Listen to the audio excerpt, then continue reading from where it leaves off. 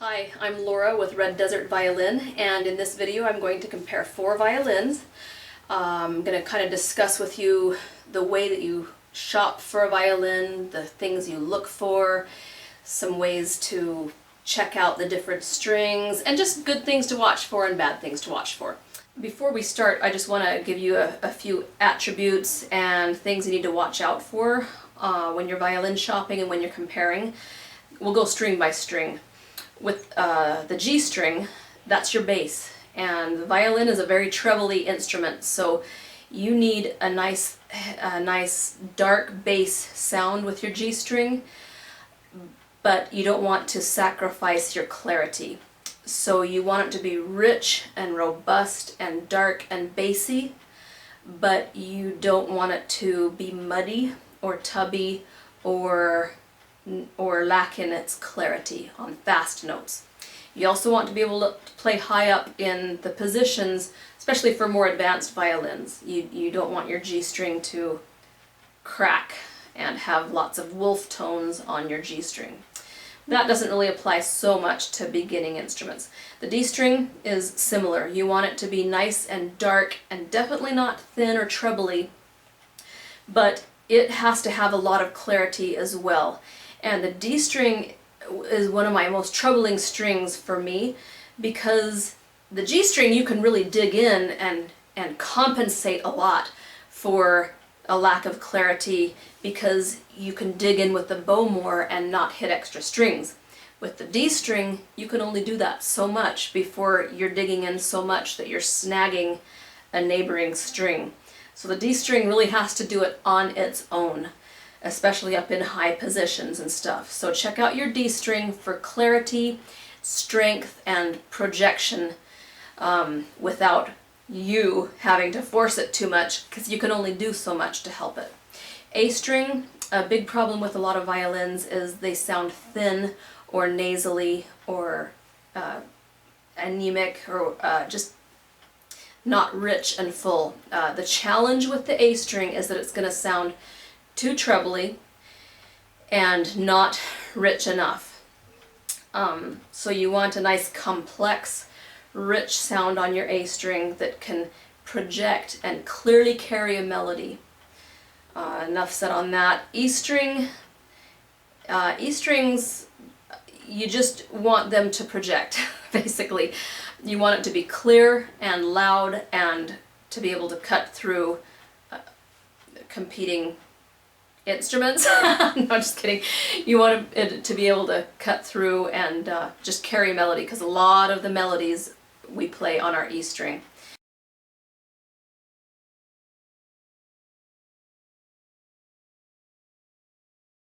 And then one other last thought is that as well as a sound post adjustment makes a huge difference. And if you're in a shop trying out violins, don't be afraid to ask them, can you adjust this to help the G string a little? Because I like everything but the G string. They can do that, and it sometimes makes it a different violin, just moving it a hair. I've experienced that personally. And then the last thing I would say is that the type of strings that you put on it can make as big a difference as your sound post adjustment.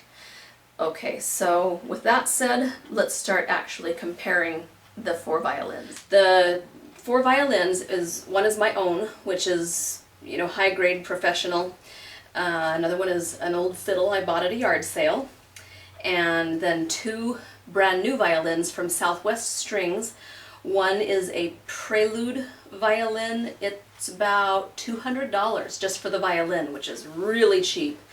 And another one is one step up from that. Don't know what it's called, but it's called the 320. So, and it runs about $300 just for the violin. And then we'll discuss packages later, because they sell them with the case and the bow, and you can choose, you know, how good of strings you want on them, and that all affects the price. So I don't know which one is which. I'm just I like the surprise of making my judgment first, and then I play on them, and then I compare the price later, because knowing the price ahead of time can really prejudice your ear. So we're going to just start with this one on my left. It's, as you can see, it's a very bright kind of orangey finish. which I kind of like because it's close to my own violin. And right off the bat, it's really got a shiny, hard-looking varnish on it, which I don't like, but many student violins have that. So, and that can be a good thing because the varnish isn't going to be fragile or fussy. Like my varnish on my violin, I won't even touch like this, but on this kind of varnish it's tough and it's resistant to finger oils. So, good thing is you won't have to worry about that. One other visual observation right off the bat, it's got kind of a blah looking back. I like a nice maple flame on my violins, but appearance is nothing. You kind of gotta ignore the looks and just go for the sound, okay? One last observation, this bridge looks really, if we can get a close-up of this bridge, it's really thick. And although it looks like a nice bridge, and it looks like it's custom fit to the top, it's kind of thick. And well, we'll see what it does, but I don't like thick bridges at all. Okay, so I'm not going to use a shoulder rest because I like to, where's my bow? I like to be able to change violins very quickly without fussing with a shoulder rest. I don't play as well with a shoulder rest, but that's okay. I'll do it with all the violins so that we're all on equal footing. Okay, when you're checking out violins, you want to check out each string individually. Make sure that it's clear and not muddy. Make sure that your fingers, well, I'll show you. If you do fast notes like this on the G string,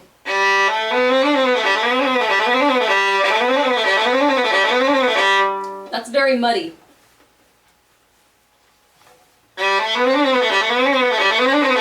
I hate that. Let me just grab my violin really quick. Take off my shoulder rest so that it's fair.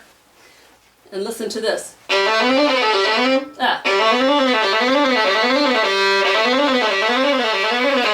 Those are really fast notes and they should each pop out if you're playing right. And that one, no matter what I tried, it was really kind of muddy. So I don't like that. Let me check out the G string in another way.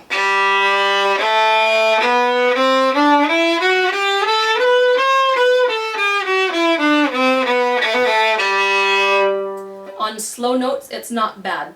It just sounds a little bit nasally to me, but it's also under $300. Because remember, the two new instruments from Southwest are $300 or less. Okay, now we're going to do the same thing on the D string. Check it out with the fast notes. Now that's good. That's how the G string should have been. So I'm happy with that. Kind of a bright D, but that's okay.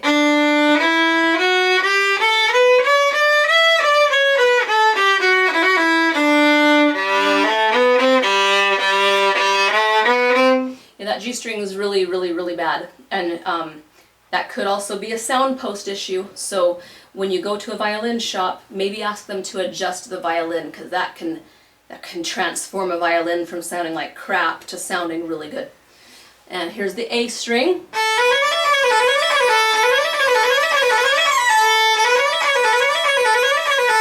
That's pretty clear. It could be clearer, but again, we're talking this price range, so that's not too bad.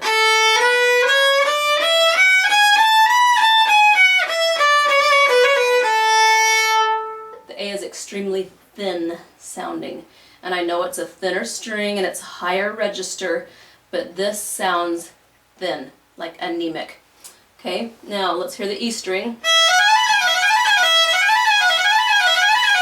Usually the clarity on the higher strings is not an issue with most violins. It's the bottom two strings that you really have to check that out on. Okay?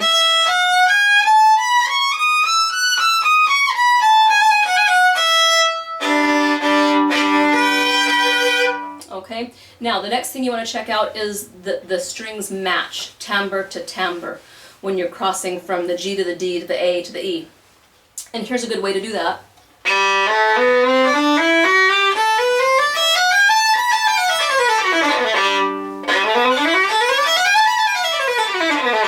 Well, of course, that goes by a little fast, so you can do it slowly.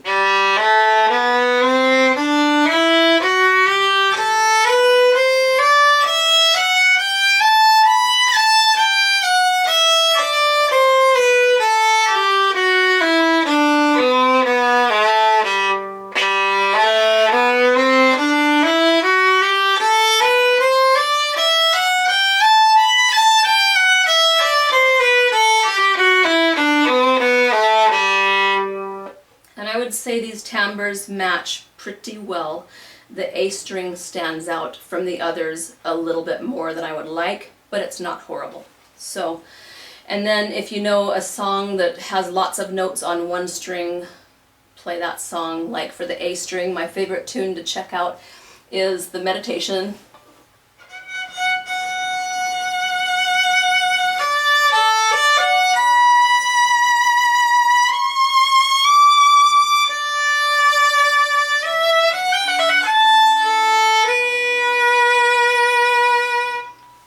And I'm having a hard time pulling a lot of big sound out of this violin, but again, I'm used to my professional instrument.